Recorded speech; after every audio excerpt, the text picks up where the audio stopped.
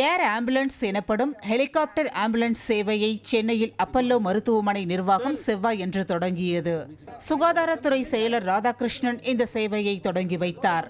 Air ambulance சேவை எவ்வாறு செயல்படுகிறது என்பது குறித்த செயல்முறை விளக்கம் நுங்கம்பாக்கத்தில் உள்ள லயோலா கல்லூரி மைதானத்தில் செய்து காண்பிக்கப்பட்டது.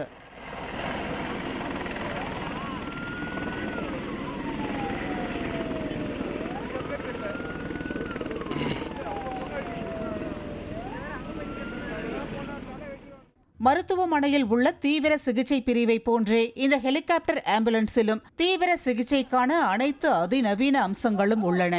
2 விமானிகள், 1 மருத்துவர், 1 செவிலியர் இந்த ஹெலிகாப்டரில் இருப்பார்கள்.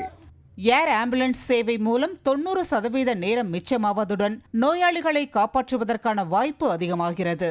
பெருநகரங்களில் உள்ள ஏர் ஆம்புலன்ஸ் சேவை சிறிய நகரங்களுக்கும் விரிவுபடுத்தப்படும் என்று மருத்துவமனை நிர்வாகம் தெரிவித்துள்ளது.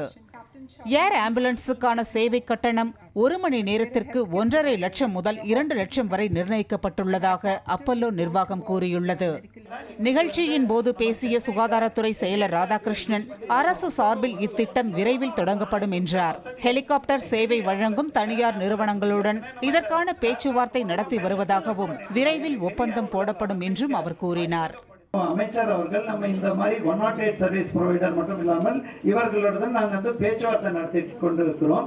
நம்ம மெயின்லி ஆன பர் கேஸ் பேசிஸ் இந்த மாதிரி உள்ள எமர்ஜென்சிஸ்ல எப்படி இவங்களை யூட்டிலைஸ் பண்ணாலும் மிக விரைவில் எம்ஓஏ பண்ணுவோம்.